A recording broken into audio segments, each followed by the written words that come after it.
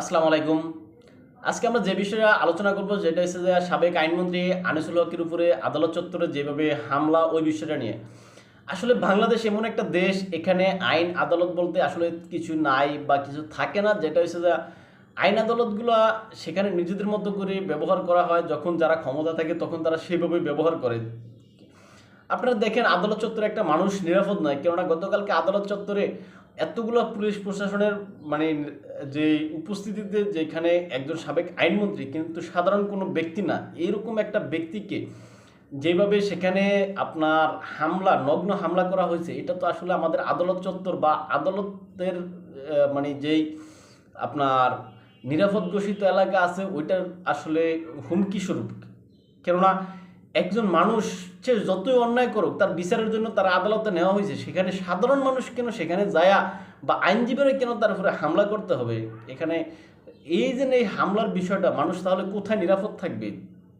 শোক, সেটা আমি কোনো আমলের কথা বলছি না। বিএনপি বলেন, আওয়ামী লীগ বলেন, জামাত বলেন বা অন্তর্বর্তী সরকার বলেন, আমি কারোর কথাই বলছি না, কিন্তু আমি বলতেছি যে এই যে আমাদের যে আদালত চত্বরের বিষয়টা, এই যে আদালত চত্বরে যায় আমাদের কেন মিছিল মিটিং করতে হবে, আদালত চত্বরে কেন রাজনীতি করতে হবে? সেটা তো একটা বিচারালয় বা সেখানে বিচারের জায়গা। এখানে একটা মানুষ মানে খুন করুক, রাহাজানি করুক, চুরি করুক, মানে যত কিছু করুক, তার বিচার সেখানে হবে। আর এই বিচার মানে তাকে, তার মৃত্যুদণ্ড হলে মৃত্যুদণ্ড হবে, তার যে আপনার যদি যাবজ্জীবন কারাদণ্ড হয় সেটা হবে, তার যদি মনে করেন বেকসুর খালাস হয় খালাস হবে, তার যা ইচ্ছা জরিমানা হয় জরিমানা হবে। অর্থাৎ আদালত এখানে নিরপেক্ষভাবে ওই ব্যক্তিকে মানে দোষীকৃত ব্যক্তিকে যেই পরিমাণ সাজা দেয়, ওই মানে আমাদের দণ্ডবিধি অনুযায়ী যে সাজা দেয় ওই সাজা হবে, এবং ওই সাজা কার্যকর করবে আমাদের প্রশাসন বা মানে বিচার বিভাগের যে সাজা আছে ওইটা কার্যকর করার জন্য আমাদের পুলিশ প্রশাসন আছেন, তারা ওইটা করবেন। কিন্তু সেটা না করে আমি, আপনি, আমরা, আপনারা, আমরা কেন এই যে আদালত চত্বরে যায়া সেখানে এই যে একটা মানুষের উপরে বা একটা বিচার হচ্ছে ওই মানুষটার উপরে কেন হামলা করতে হবে? আবার মানে সে যে দলের হোক, আমি কিন্তু দল এখানে টানছি না, এখানে কেন হামলা করতে হবে আমি ওই বিষয়টাকে এখানে প্রশ্নবিদ্ধ করছি। তাহলে আপনি কে, আমি কে, কোন অধিকারে আমরা সেখানে যে হামলা করতেছি? আমরা তো বলি আমাদের আইন অনুযায়ী, আমাদের দেশের যেই মানে কনস্টিটিউশন অনুযায়ী প্রতিটা মানুষের নিরাপত্তা পাওয়ার অধিকার। তাহলে একজন মানে যেই ব্যক্তি এখানে মানে গ্রেপ্তারকৃত পুলিশের হাতে আছে, তার উপরে কিভাবে হামলা হয়? এইটা বাদে দিলাম, আমরা কিছুদিন পূর্বে দেখছি একজন আওয়ামী লীগের মেবি মনে হয় ছাত্রলীগের একজন নেতা হইতে পারে আপনার, তাকে গ্রেপ্তার করা হয়েছে, তাকে আদালতে উঠানো হয়েছে, সেখানে আরেক যুবক যায় সেখানে তাকে কিভাবে হামলা করছে সেই বিষয়ে আমরা দেখেছি। এখন এইভাবে যদি চলতে থাকে আসলে দেখে দেশের আইন ব্যবস্থার উপরে বা দেশের প্রশাসনের উপরে মানুষের মানে আস্থা উঠা যাবে। কেননা মানুষ তাহলে কোথায় নিরাপদ?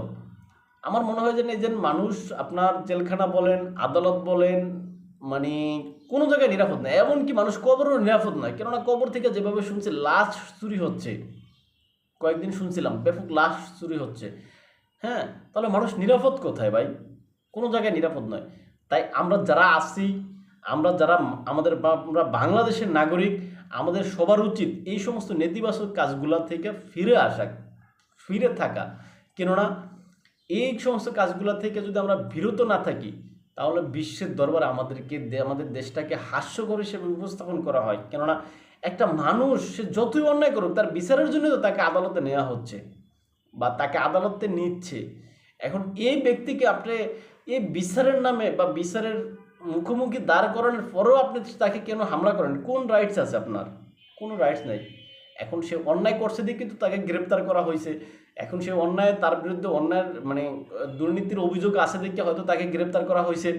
এখন সেই গ্রেপ্তারের মানে যত যা কিছু করুক, মানে তাকে সাজা যাই ইচ্ছা দেব, সেটা দায় সেটা সম্পূর্ণ আদালতের এখতিয়ারাধীন। সেখানে আপনি আমি কেন তার উপরে ওই ব্যক্তির উপরে হামলা করব?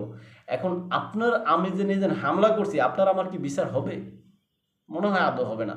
কেননা আমাদের দেশের বিচার ব্যবস্থা বা আমাদের দেশের মানে দায় সারার যেই একটা প্রবণতা আছে, ওই প্রবণতা আসলে খুবই বিদ্যমান বা চলমান।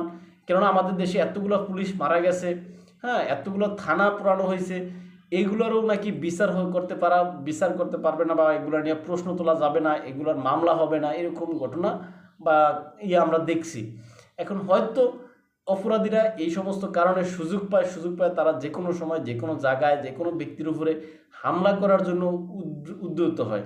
অর্থাৎ তারা এখানে একটা সুযোগ পায় যে না আসলে আমি তো ওই অন্যায়টা করছি, ওইটার জন্য আমাকে বিচারের মুখোমুখি হতে হয়নি। তাই আমাদের মানে যারা প্রশাসনের কর্তা ব্যক্তিগণ আছেন তাদের এই বিষয়টা মাথায় রাখা উচিত যে একটা গ্রেপ্তারকৃত বা পুলিশের হাতে আটককৃত একটা ব্যক্তির উপরে কিভাবে এরকম হামলা হয় এটা তাদের ভেবে দেখা উচিত, বা তাদের ওই যে আসামির নিরাপত্তা বিধানের একটা বিষয় তাদের দেখা মানে এটা ভাইবা দেখা উচিত যে আসলে তারা কি সঠিক নিরাপত্তা বা প্রপারলি নিরাপত্তা ওই ব্যক্তিকে দিতে পারছে কিনা। আর যারা আমরা এই সমস্ত কাজগুলো করি তাদের বিরত থাকা উচিত, কেননা একটা সময় দেখবেন আপনার বিরুদ্ধে এই বিষয়টা নিয়ে মামলা হবে বা আপনিও এই বিষয়টা নিয়ে হয়তো কোনো এক সময় যায় বিচারের সম্মুখীন হবেন। তাই এই যে আগে একটা সময় হয়তো এগুলোর কোনো প্রমাণ থাকতো না, কিন্তু বর্তমানে এগুলো সব রেকর্ড আছে, সব ভিডিও হচ্ছে, এই যে ভিডিও থেকে এগুলো বিভিন্ন সংবাদে বিভিন্ন জায়গায় প্রচার হচ্ছে, সেখান থেকে অনেকে এটা কারেক্ট করছে। তাই আমাদের উচিত এই সমস্ত মানে নগ্ন হামলাগুলো থেকে বা এই সমস্ত খারাপ কাজগুলো থেকে বিরত থাকা। তাই ভালো থাকবেন সবাই, চ্যানেলে নতুন হলে সাবস্ক্রাইব করবেন, লাইক কমেন্ট ও শেয়ার করবেন। দেখা হবে অন্য কোনো ভিডিওতে অন্য কোনো বিষয় নিয়ে। আসসালামু আলাইকুম।